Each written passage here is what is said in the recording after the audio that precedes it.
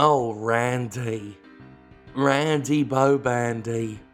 Randy Bobandy, cover him in candy. Throughout the land he makes your bum crack sandy. Oh, Randy. Randy Pitchford is a con man. There has never been anything to suggest he isn't a con man. Randy Pitchford, CEO of Gearbox, is a con man. So it should come as no surprise that Randy Pitchford's aforementioned company Gearbox Software has been taking its employees for a fucking ride. You see, Gearbox pays its employees below the game industry standard, but they offset that by offering those people a share in each game release's royalties. Now, this scheme works out just fine until it doesn't. And right now the little scheme has failed because Gearbox workers were expecting a nice big fat bonus off the back of the very successful Borderlands 3, and they're not getting it, despite being told they would. Now the workers are getting bonus checks, small ones, that are significantly lower than what they were led to expect. And those workers were led to believe that they were getting massive bonuses until this week when Gearbox CEO Randy Pitchford told them, sorry, no.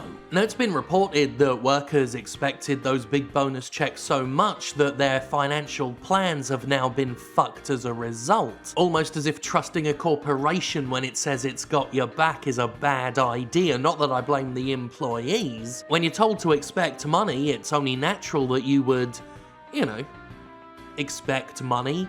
Now, like I said, this whole scheme works until it doesn't. When Borderlands 2 came out, employees reportedly got enough money off the back of it to get houses. But when those workers put the same amount of effort into a game that isn't as successful, they're left with, well, lower than industry standard pay. As Kotaku reports, Randy Pitchford told employees this week that the bonuses would be remarkably lower because Borderlands 3 had been more expensive than the company expected, Gearbox had grown significantly larger than it had in the past, and their sales projections had not been correct. This is all despite Take-Two CEO Strauss Zelnick predicting that Borderlands 3 would be a record-breaking sales success for the series. The game has sold very, very well, but it's pointed out the game switched engines partway through development, going from Unreal Engine 3 to Unreal Engine 4, and thanks to a contract between Gearbox and 2K Games, the publisher, Borderlands 3 had to recoup the costs of the game, its entire budget of roughly $95 million, and the budget for the game's DLC for, as Kotaku points out, a sum closer to $140 million before they could get their hands on any royalties. But hey, Randy cares about his employees. Those who are in the meeting with him allege that he told developers if they weren't happy with the royalty system Gearbox has, they're welcome to quit. Nice. And before we go anywhere else, I'm going to go on a tangent because I fucking hate that. I fucking hate that phrase. We're seeing it a lot right now with the whole coronavirus pandemic. Companies telling their employees they're free to just quit, to landlords telling their tenants they're free to just move. That comes from such a position of privilege and power, from some rich fucking bastards who act as if it's just easy because we're in a free country that if you don't like anything they do, and they've given themselves carte blanche to do whatever they want, and if you don't like it, you can just quit. Like it's that easy.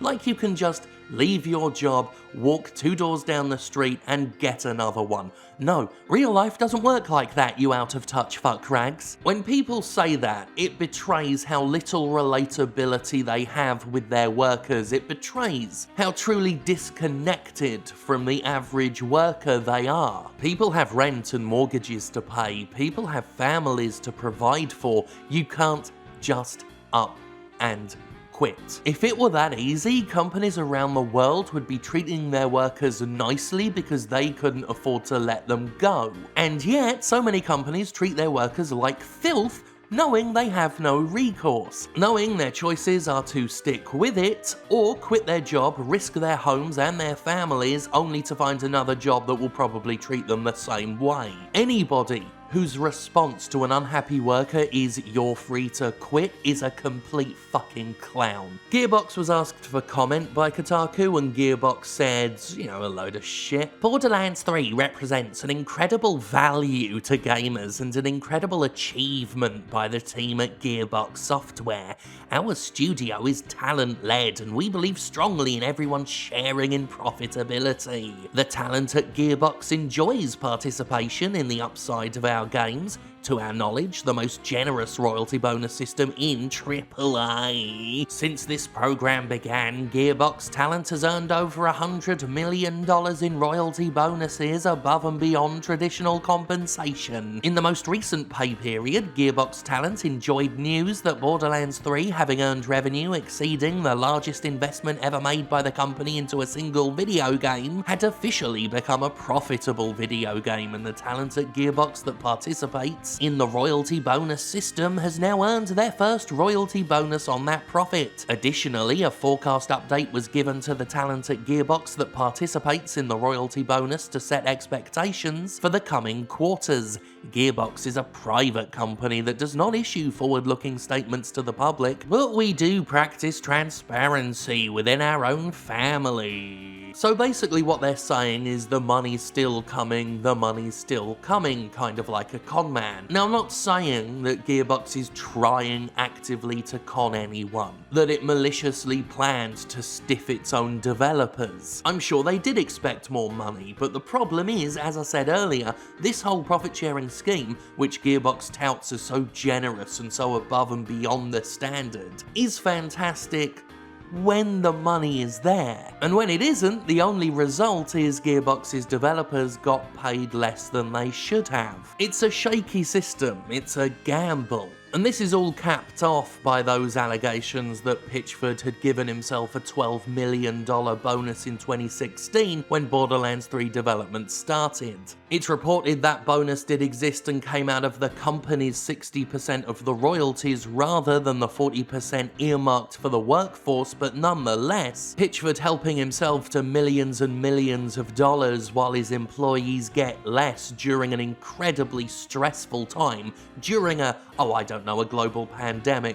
It's not a good look, is it? Randy Pitchford is a con man. Now, did he try consciously and malevolently to con his own workers? Probably not. But Pitchford does seem to be one of those people who invariably, if sometimes inadvertently, fucks everyone around him, and sometimes it's definitely not inadvertent. In my conversations with people from the industry, no one I know who's worked under him has a nice word to say about the man. We have his documented history of lying to the public, we've got things like the allegations of assault, nasty fallings out with prior employees or colleagues, there's of course that ugly lawsuit between him and his ex-lawyer Wade Callender. For years, Randy Pitchford has played the victim, his claim that the press and that the communities of the world are out to get him, out to falsely portray him as a liar, and yet every story that comes out of the industry about the man talks about how someone was misled, how someone was screwed out of money, how someone was lied to, how someone was treated like a piece of shit by the guy.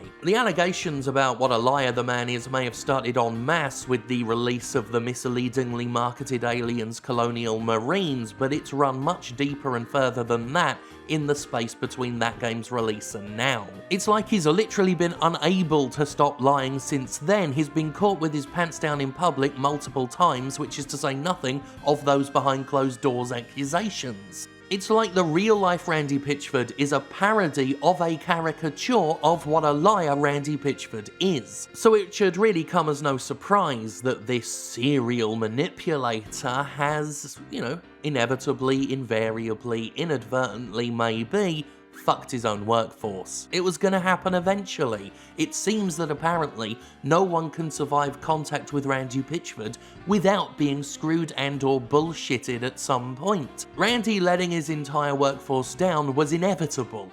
It may have been inadvertent, but it was always inevitable, because that's the kind of guy he is. It's been suggested, it's been rumoured that Gearbox is now looking to go from a private company to a public one, and it's going to be interesting to see what happens to Randy there. No doubt, he will make a fucking fat payday off the back of that. But anyone getting involved with that company after it goes public might want to examine that man's position in the company because, as I've said before, he's poison, and I don't think any publicly traded company would want to have him as head of household because he makes the company look bad.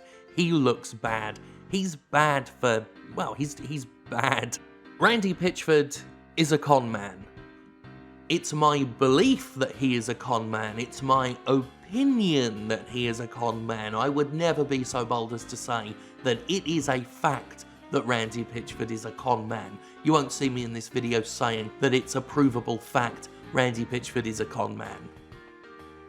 I wouldn't do that.